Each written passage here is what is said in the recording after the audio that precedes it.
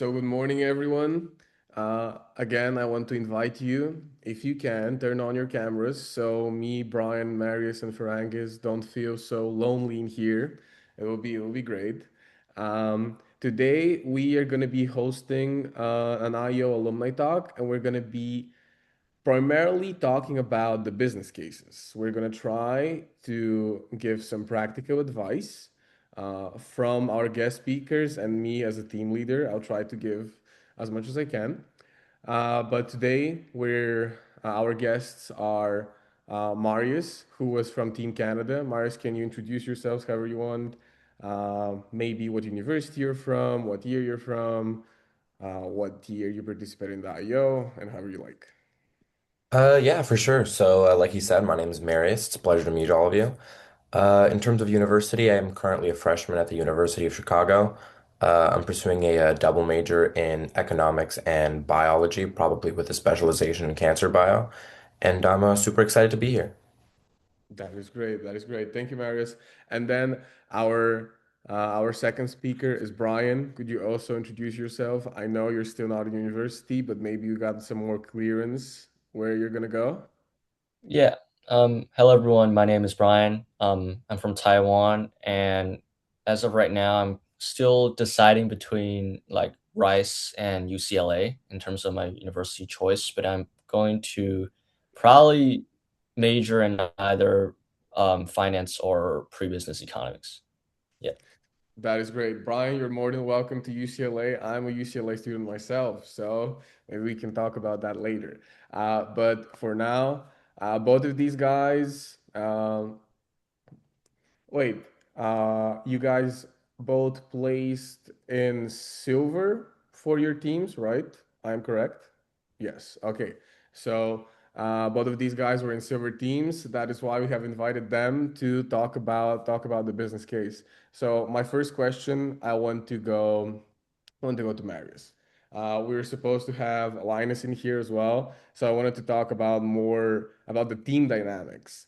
How did you guys prepare together as a team, or even you as a person? How did you prepare for the business case? What strategies did you use? Because, for example, as a team leader, I tried to give business cases to the whole team that are connected in some way to the country that we're going to be in. So, for example, this year we're going to be in China. So when I'm preparing the team, I will try to give them business cases related to China or maybe adjacent to China, some problems, stuff like that, the oil industry right now. So, what did you guys do last year?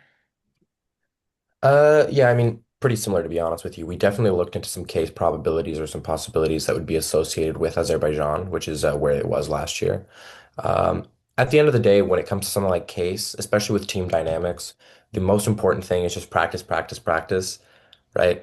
Because one of the biggest drowning factors that a lot of teams face, especially what I notice, is that they just, especially given the time constraint, a lot of us, myself included, had some difficulty working with people, properly divvying up the tasks. So just having that set up, everyone knows what their role is ahead of time, and we all have practice in a certain area of the business case, I think really helped us out there. And then in terms of anything specific, it's really just trying to get a set format for yourself so that you're not trying to play guessing games during the competition.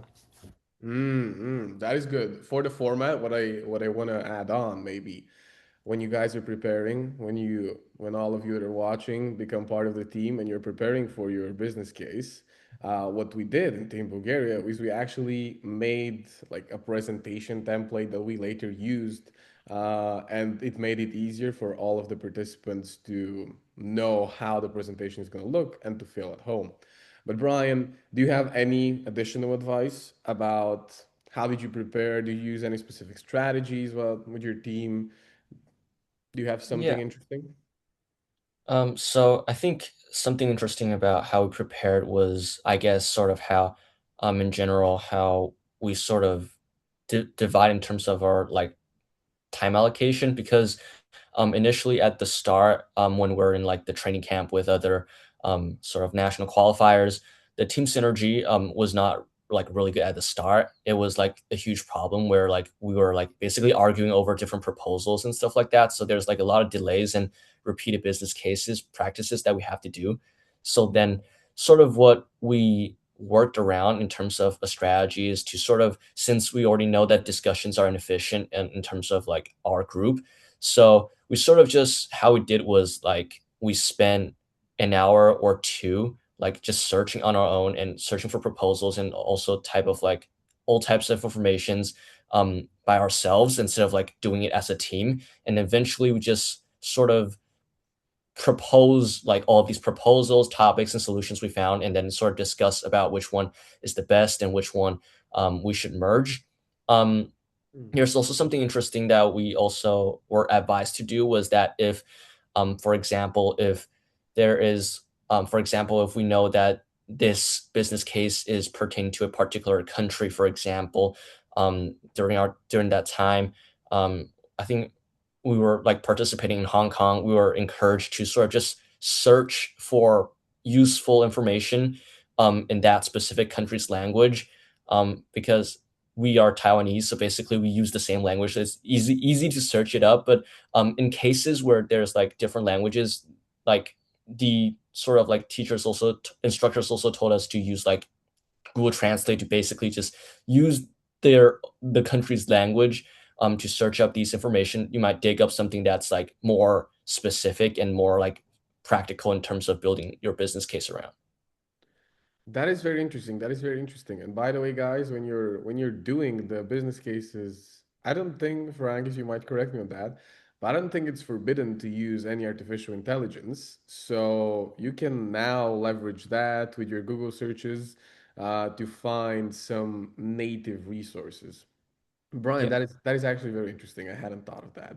We did not search anything on Azerbaijan in their native language. We just did it on English. But Brian, what about the not team dynamics, but team roles? Did you guys have like specific roles that you got used throughout the team? You have someone who's going to be presenting a lot. You have someone who's going to be answering the questions.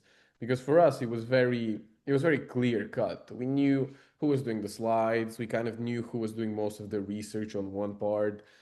So we knew a lot of the things, and then we had the person who's going to be answering all of the questions because he was very quick on his feet and stuff like that. What was it like for you guys? I think the roles in our team dynamics is relatively more fluid in some sense. Like, basically, there's only like three main types of roles we basically allocate in our preparations. For example, when we're preparing for the business case, like the PowerPoint themselves, we have someone sort of doing like the quantitative analysis role. Like, he's just like somebody's just doing all the work on like the math and stuff. There's also another one that's focusing on designing the slides, like the format and all types of stuff, ensuring that we don't have some like words that are capitalized when it's not supposed to do, and like sort of format out everything and also the pictures and stuff like that. And then the rest of the people are just mainly just like drafting, like filling in the template, like the content template fixed out by the designer, and also just basically doing all of the stuff. But I think the main like sort of like undesirable role that people like often don't want to do is like the quantitative role, because I think it ends up being like the most research intensive one. So sometimes we will just, like, um, for example, for this specific business case, will be one person doing the quantitative analysis, and the other time it's going to be the other person. But we often have the same designer because he's like, we all agree that he's the best designer of our slides. So basically, he's just like fixed at the designer, and also he's also good at proposal generation. So I guess that's how we basically like divide the roles. But in terms of presentation, I don't think there's much um exact roles that we are placed in, but there's something that that's a bit unique though in terms of how we separate our slide presentation, since um, in the actual preparation process, we might have different slide roles. Like we might want to do particular slides, but at the actual presentations, we just separate the presentation slides based on um, like, for example, the first to fifth slide is going to be this person, and the fifth to 10th slide is going to be the other person. So you might not get to present the slide that you prepared for, but you still have to prepare the speech for that specific slide. Interesting. That is interesting. Maybe you're trying to save time and switching people, and that is why you're doing that. That is fairly interesting. Yeah, that might be a good strategy. That we hadn't tried that. We do switch around people. Before I move on to Marius to ask him for the Canadian team roles, I just want to add on a good thing that the jury pointed out last year is that when you guys are doing your presentations, give them uh, give number the slides so that the jury can easily ask, oh guys, can you return to this slide, we want to learn more about that. And also maybe prioritize some simplicity over having everything on the presentation. But yes, Marius, I wanna go back because you mentioned it briefly in your first answer. Uh, do you have specific roles in Canada? Because as I said, we did have roles in Bulgaria, but Brian had more a more fluid role type of thing. Yeah, definitely a little bit more similar to Brian's. First thing we do at the start of every case is that all five of us, we would like get together and we would make the decision on, okay, widely speaking, this is the plan we want to go for in solving this problem.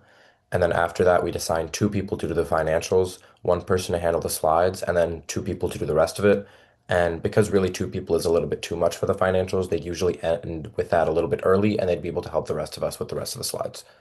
Mm, But generally speaking, when it comes to the specific sections of the slides themselves, financials notwithstanding, we did have pretty rigid roles for who did what. For example, I think that for all of our practice cases and for the actual case at the IEO, I did the risk mitigation slides every single time. okay. And then it's really interesting the idea that Brian mentioned of writing out the script for someone else. We always just did whoever made the slide, you would present that, unless it was like one slide in the middle of someone else's section, in which case we just try to shift that off to them. But we never really wrote out scripts. So that could be a great idea for anyone preparing this year. Yeah, that does sound interesting, and I think that will give people that will give the whole team a better understanding of the presentation. And then when people are answering, maybe you can have more people pitch in, and there's not someone who is saving everyone and needs to talk throughout the whole time. But apart from financials and the presentation, what do you guys look for? Like, what is the other parts that you're trying to understand when you're having a case? Marius, because you were just answering maybe, Yeah. yeah. I mean, a big thing for me is going to be alternate solutions. Okay. That's probably one of the things that I really like, me and my team, we like to stress. Because you propose a given solution, all you need to do after that is you need to say, we realize that there are other ways to approach this problem. Here's how we've considered them, and here's why they're worse than the solution that we've proposed. Just because otherwise it's really, really easy for any given jury to just say, okay, how about this? I like this better. And it kind of does seem like you've done your work a little bit sloppy if you don't include that. Okay. So that's probably my biggest section that I'd That's your include. number Otherwise, a one? lot of the classic stuff. Yeah. Because I mean, you have the classic stuff you got to include in every business case, but Yeah, sometimes, yeah, those, but I meant like something like that. That was a right. good one. Yeah, alternative solutions, very good. But apart from that, how did you prepare as an individual? Did you maybe read some books? Did you, I don't know, I would think that it's a good idea to read some financial, like look at the books of some companies, or I don't know, maybe understand some accounting in order to do a business case like that. Because to do the financials, there is a lot of math, and then you have to understand, you have to do net present value. Maybe a lot of teams did that. So how did you prepare as an individual, not as a team? So for the financial aspect of the case, and I guess the financial aspect of the exam as a whole, some of the stuff that I did was there's a lot of like free, s- I guess, materials out online for preparing for like the CFA level one. And I found that the syllabus for those kind of mapped relatively cleanly in certain sections for what we needed to know for the business case and finance sections of the IEO. So I definitely looked into some of those, especially with regards to like FSA or, doing like NPV, stuff like that. Yeah, yeah. That is good. That is good. Wait, if anyone is interested, maybe they can text you. We'll leave some ways that you can connect with Brian and Marius at the end of the webinar. I hadn't thought of that. That is actually a fairly good idea. What about you, Brian? How did you prepare yourself as an individual to participate? Me personally, I think read I didn't like focus more in terms of the side of financial resources because I think like personally when I was preparing the cases myself, I was placing more emphasis on the side of the proposal. So like in my own like sort of I guess sort of experience or my own take, I sort of think that creativity in terms of the proposal actually plays like some part in terms of like being more unique and compared to other teams or compared to other people in terms of coming up with a proposal. So I often just sort of like every morning or every night, like when I had the time to, I just sort of scroll through the news or the media for something that's happening, whether it's in our society or stuff. Or I also think that I became a bit more perceptive towards like the surroundings around myself. For example, I start to pay attention about, for example, why is the convenience stores in Taiwan like so adjacent to each other? Aren't they sort of a competitors against each other? I just like sort of observe more in terms of these daily phenomenon and trying to like to think to be able to sort of um take what I actually observe and see around the world and take it as inspiration in terms of my proposal. And so, for example, in our final business case that year in IEO, I actually the proposal idea was came up from like the inspiration was from one of my doom scroll sessions from like Instagram reels where there's like this like Instagram meme lady talking about solar capsule houses, and it ended up being one of like our proposal to basically use like these sort of space capsule like capsule houses to solve like Hong Kong's housing crisis. So I think it's just generally try to get in touch more in terms of what is happening around the world and to sort of figure out how it might fit in terms of the specific prompts. And also, of course, like um, looking through websites from Statista or like government documents are also a good way to back up the feasibility of your current solutions and etc.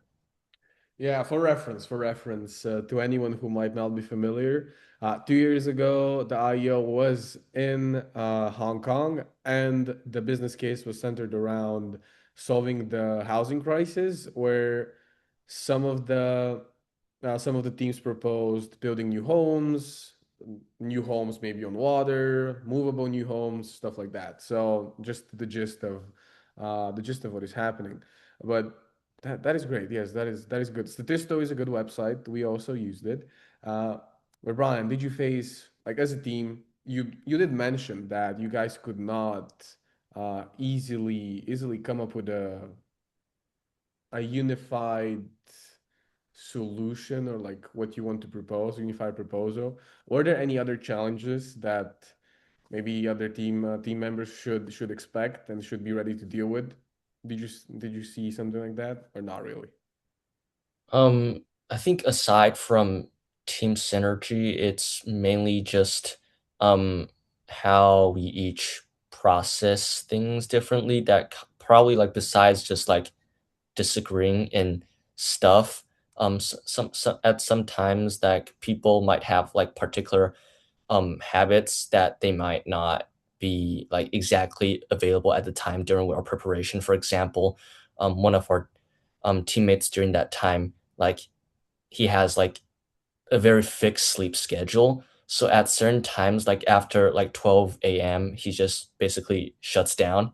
And then we have to sort of accommodate for that situation and sort of like um to I guess to work on sometimes on his part until he wakes up, then tell him what he has to do to finish off the rest of his slides before we go to sleep. So I think in general, um, for business, the actual business case preparations, accommodating and also knowing each other's sort of like habits in terms of life is also, for example, like sleep or food is also like pretty important before like actually going to business case. Otherwise it might be like sort of like a mess because usually if you end up like only four people working instead of five people working, it's like a bit slightly less inefficient in some cases, and the other people who was like not in the zone might also not catch up on exactly what's going on, and therefore might like not be exactly able to present the best um in the actual presentation. Yes, yes. Also, yeah, some advice from me, be considerate, be considerate of your teammates. Try to be friends, try to be good friends, get to know them. And as I think Marius and Linus are currently, be connected, stay together. And then when you go to the IEO, make friends with everyone else. It's gonna be great. You'll be fine. But yeah, Marius, what about you? Did you guys have any problems within your team? Because from talking to you and Linus, I feel like all of you kind of stayed together, became a friend group, and like you felt good during the actual business case. But were there any problems? Yeah, I mean, we did stay tight, but at the end of the day, the business case starts from midnight of one day and it goes to midnight of next. Yeah, Uh, so if you have five people in a high stress environment and they are all on a solid like hour and a half of sleep, you're gonna have some issues within the team, especially when everyone like thinks that they know everything, right? Uh, so I guess our biggest issue is realistically just trying to mitigate that, right? Because at a certain point, I think that Brian can probably, speak to this as well, but there is going to be some level of disagreement within the team. And it's just a matter of, given the environment that everyone's in, trying to make sure that that doesn't escalate too much. yeah. So our method for that was instead of trying to stay up all 24 hours, we tried to like take like a few hours where we just like went to bed in the middle of it because we were honestly just getting way too unproductive. And then at what point we decided to take a walk out to the balcony and stuff like that in the middle. So it's just kind of things like that to not only get our minds refreshed, but also to like, for lack of a better word, help with the team bonding. Yes, yes. That is some good advice. Yes. For example, in Bulgaria, we actually slept. We got I mean, they got them because we cannot help as team Mhm. leaders. I was very interested, so I also looked at the business case. It was very interesting whether I guessed that we're gonna have an Azerbaijan business case, but they just went to sleep. They got the business case. They worked for 2 hours on Discord because we're not in person. We were online, so they worked for 2 hours in Discord, and then they just went to sleep. They had full 8 hours of sleep, and yeah. Then they woke up and it was a 10-hour grind, and then we submitted. So, yeah. But it is very important for all of you guys that are planning to be parts of the teams. Remember that the team leaders cannot be there to help you solve any issues. It's all on your own. So, if you need to play a role of a dad or a mom, you can gladly take on that role and just make sure that everyone in the team is working together well. Just try yeah, not to fight. But yeah, apart from the business case, guys, how did you feel about the Olympiad? Was there something that surprised you? I hope nicely, because Marius, I hope you got something good from the Olympiad, apart from the venue. Uh, what was the most valuable learning experience that you got during the Olympiad? What did you get from it? I'd probably say that the most surprising thing for me at the Olympiad was when you're taking the actual tests, you will lose the most points, not on things that you don't know, but on things that you think you know and then you rush through. Like I think on the free response section of the economics, I think I got like the entire game theory question wrong because I'm like, oh, I know game theory, then I just like rushed through it as fast as I could. I did not know game theory, as it happens. So, but it is what it is. In terms of most valuable thing I learned at the Olympiad, um. I'd have to say that during the time there, right before all the tests, we did try to study. So I did get a lot of economics and finance knowledge just within that little time crunch. I did also appreciate like the ability to like learn about, as you said, the venue, getting to visit Azerbaijan, getting to like experience a new culture, very different from the culture in Canada, very different from like everything in Canada. So it was super exciting. That is great. That is great. Yes. So the venues, which you guys are gonna get if you become part of the team, you are definitely gonna learn about the culture and the country that you're going to. But yeah, what about you, Brian? It was farther away. It was like 2 years ago for you now, or a year and a half. But do you remember what was the most exciting thing? What did you learn? What are you taking away, and what has stuck with you for until now?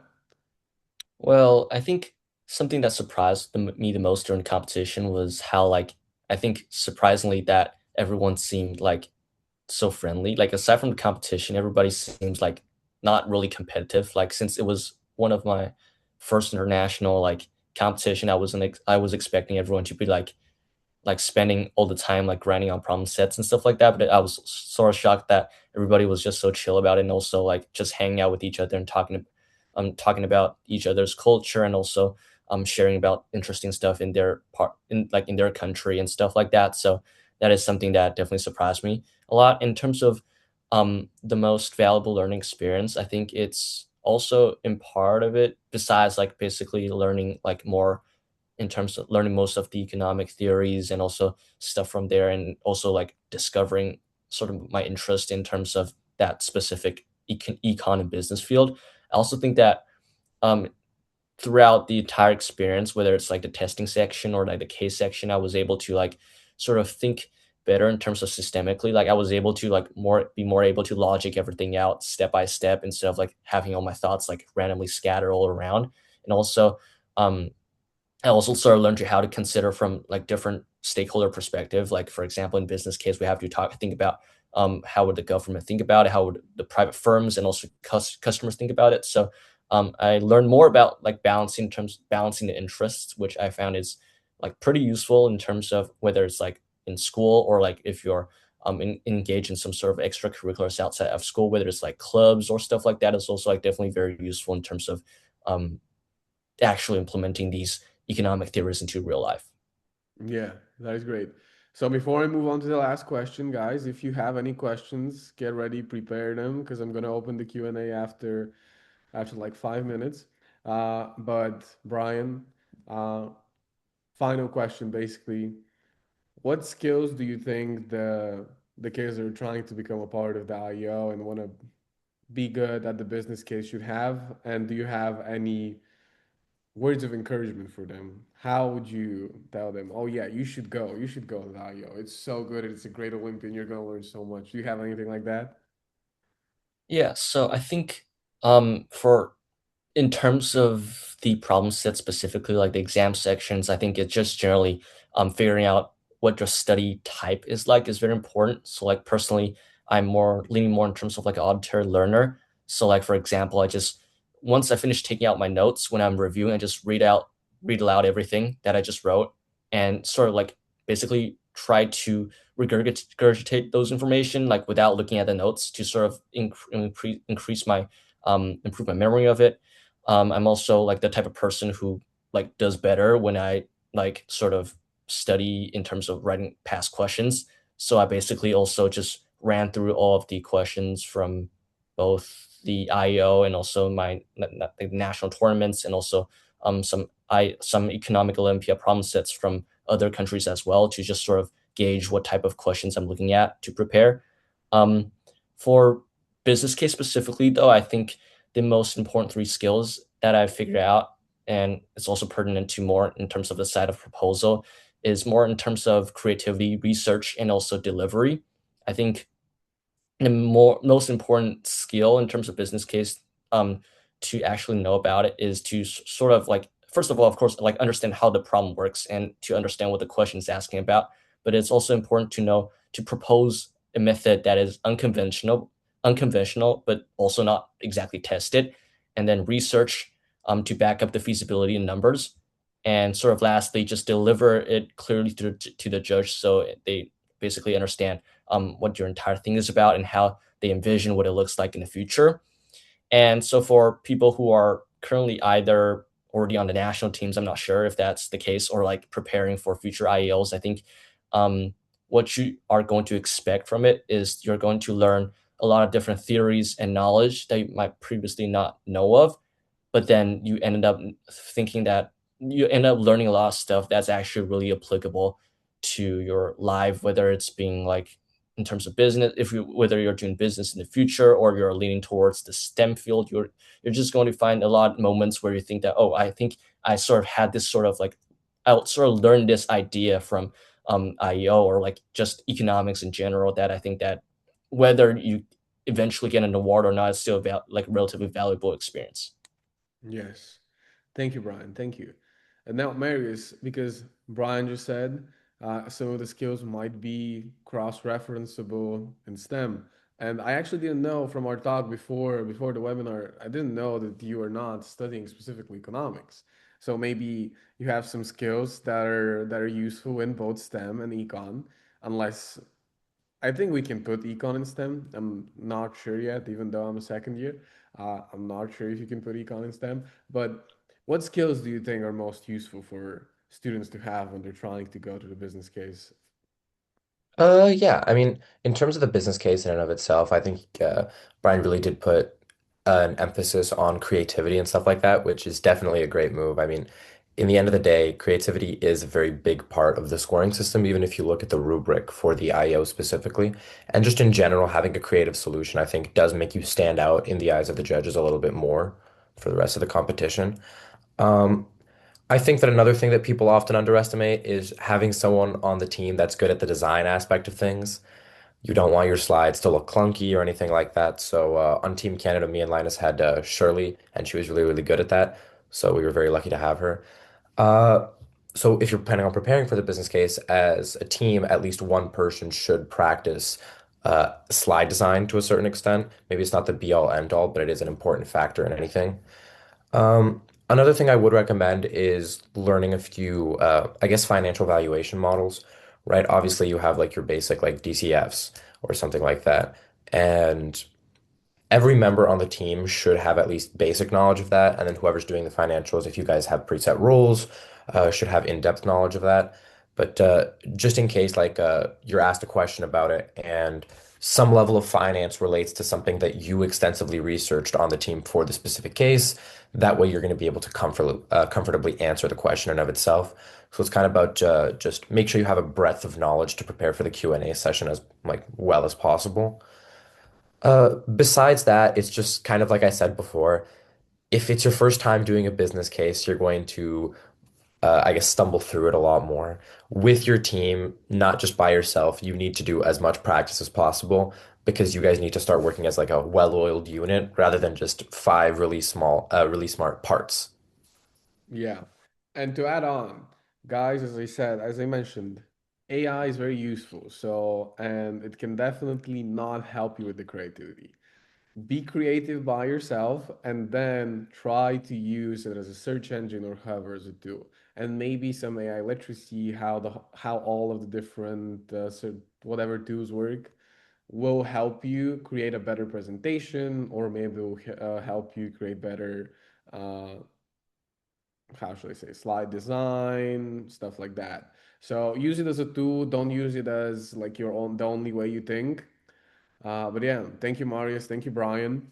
Thank you for your great answers. And now I'm gonna leave it to the public. If anyone has any questions, please raise your hand, and I'll try to call you and pronounce your name correctly.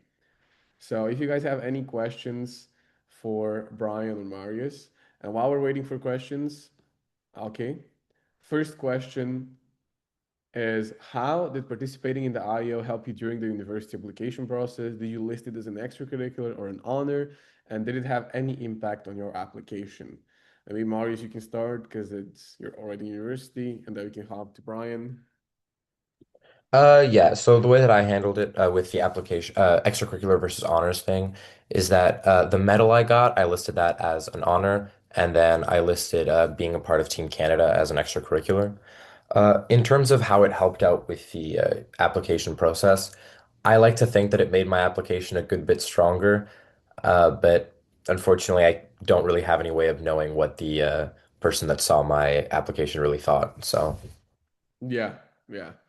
So I see that there are some more questions, so maybe there will be more. So I'll just try to. Uh, Brian, next question is going to be for you. How do you stand out from all the other competitors? How do you find a unique solution? Do you have any advice for that? Um, I think personally, I think there isn't like really an exact way in terms of like thinking of unique solutions. For example, um, you might not exactly like at that, it's usually I think it's more circumstantial. Like sometimes the idea just hit, and sometimes it's after like a few research um like cues that you have when you're searching for that specific topic, and you start making these like near like sort of links in terms of your own mind that sort of connects you to a particular experience that might be unique to yourself, or like you think that is something related to what you're studying that you can also cross apply to it, and then you sort of just merge it together to sort of create something on your own. And or sometimes, like in my own example, like I previously mentioned, it might be something just like you scrolled on Instagram and you just suddenly think that how you can sort of connect it to your business case in general. So I don't think there is like a set way, but also it really depends on um how you usually think. But also just in general, think about something that is beyond those generic solutions. Like try to think beyond the generic solutions. For like, for example, I just finished like a month ago or something like that. I just finished attending as like a staff at the Taiwan's Economic Olympiad finals, which is like the business case round. I think a lot of the times that um, some of the generic solutions that are often brought up are like AI applications and stuff like that. I think these are sometimes overused in the context. So I think maybe just sort of think beyond those type of like set structures, and you'll probably find something unique about it. Yeah, for this, like an additional step that you can do is give yourself some time. Let your brain work. Give it, uh, read the whole paper, or like the whole question that you have for the business case. Then give yourself some time. Maybe you sleep or like do something. Then you might get something new after you wake up, or like after your brain has thought about it while you're eating. So yes, give yourself some time. Next question, because it's more economic and quantitative, and Marius likes to talk about that, I guess. How deep do you recommend diving into the quantitative analysis? Do we just present simple returns and ratios, or try to go over some complex economic quantitative models? Yeah, honestly, for that question, it kind of depends. I think that Team Mexico, when we did it, they had this really interesting thing. They presented a Monte Carlo simulation in their business case, Oh yeah, yeah, that which was I thought interesting. was really, really interesting. I was impressed by that. I think that as a whole, you don't need to use really, really complex modeling. But the most important thing is when you use the basic modeling, like let's say a DCF, you need to have a reason behind every number. Because if there is a number that is outlandish, the judges will ask you about it, and you don't want to be caught flat-footed.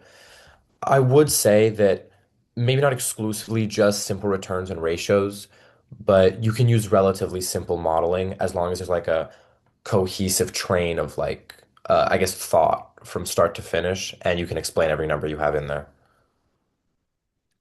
That's good advice. Maybe if you guys know who the judges will be. For Angus, I don't remember if last year we gave the names of the judges before the final round. No, we didn't. So we're not gonna know. But if you guys think that there's gonna be someone who really loves economics and love quantitatives, you can go a little bit in depth.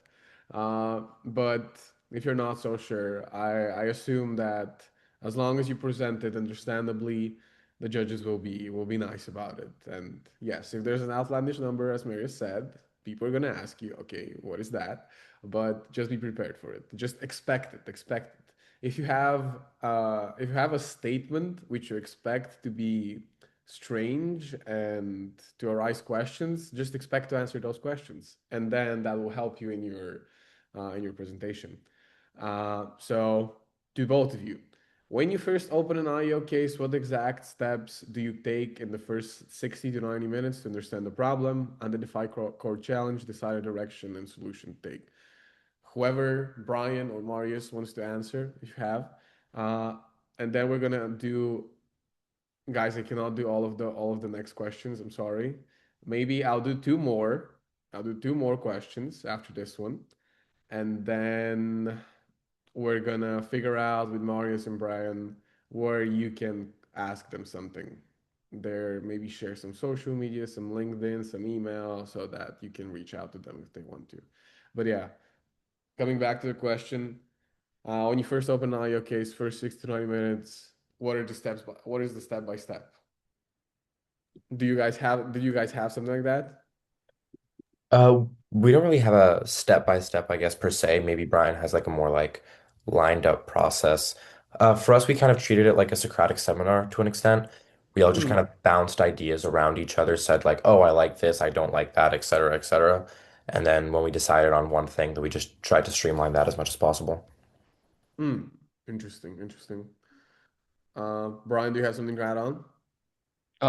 I think it's also pretty similar in terms of how we did, but then like as we said that since initially our team synergy wasn't good, so basically the first 60 to 90 minutes were just all of us like doing individual research, like trying to like at least like at the start, we're just gonna read over the question, sort of point out to a few keywords that we might want to include in our research and just start like researching all about it and for 1 hour and then basically just come back, discuss about what we found.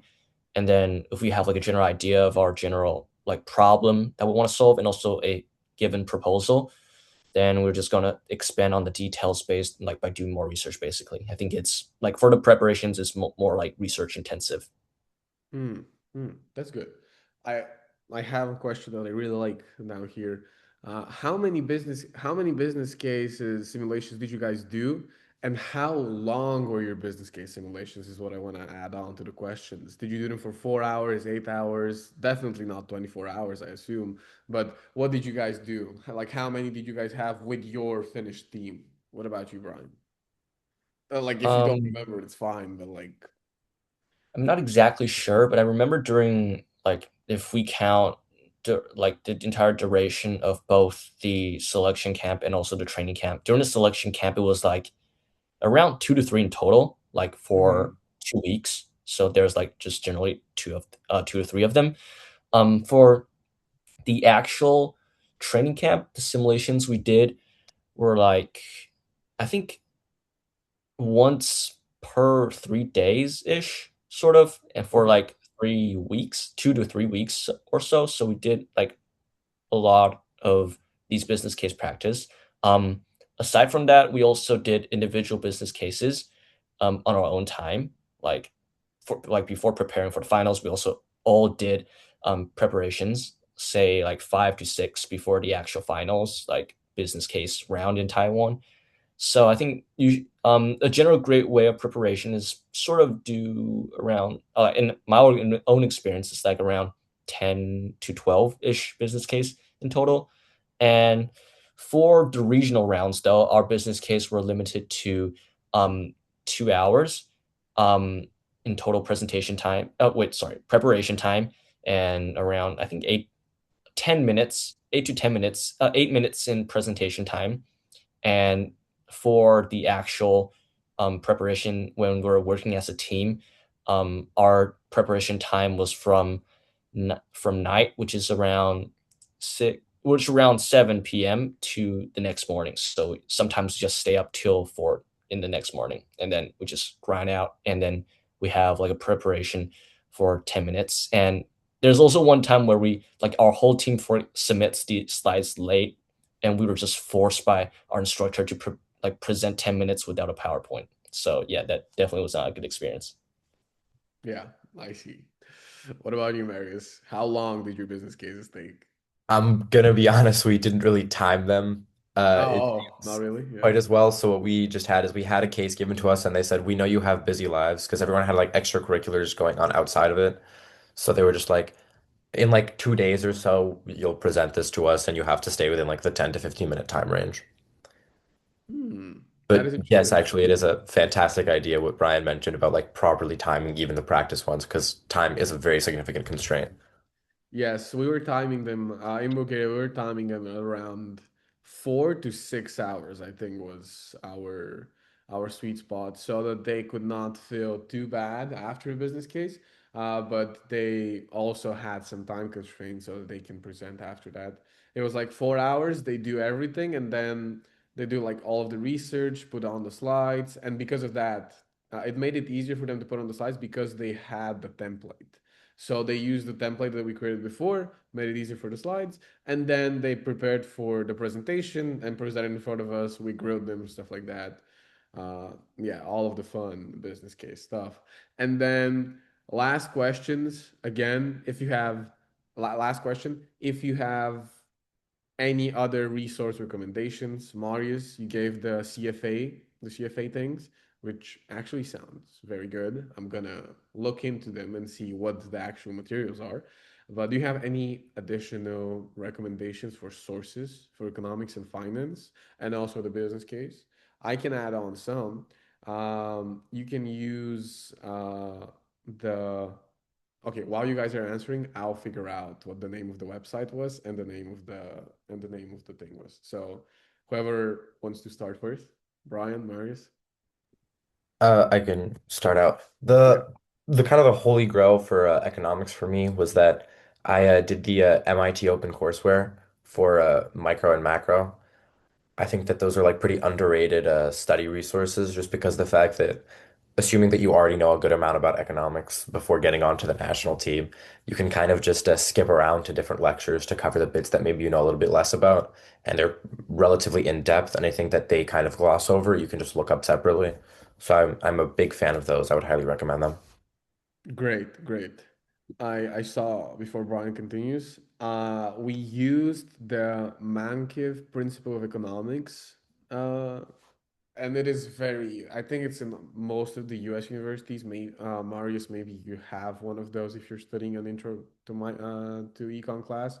But yeah, it is very good. We're gonna be using it again this year for Bulgaria to give like the lecture materials. But yeah, Gregory Mankiv, all of his things I think are pretty good and fairly well structured. But yeah, Brian, do you have anything else to add on before we end? Yeah, we sort of also like in our case, we also like our instructors also told us to like basically use ManQ as our main like study material.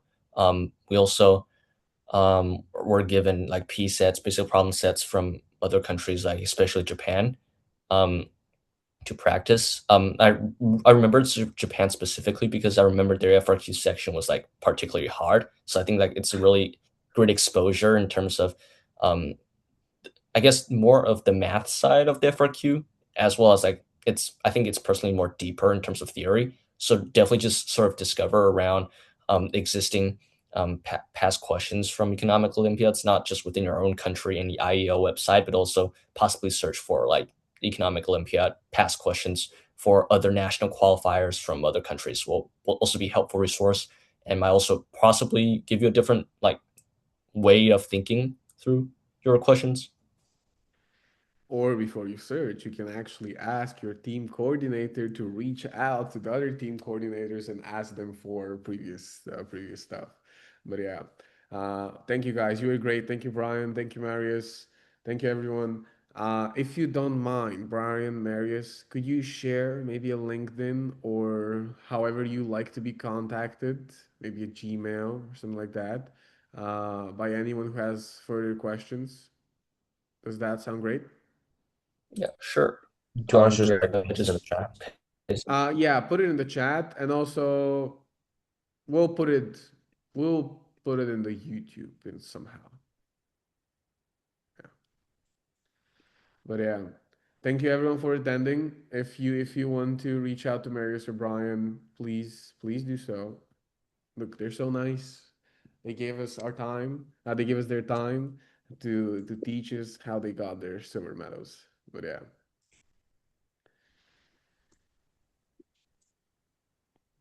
thank you everyone. Thank you so much. Appreciate it. Have a great day. Have a great day, Marius. Have a good night's sleep, Brian. Yeah. Good one, guys. Yeah. Have a good day, all of you.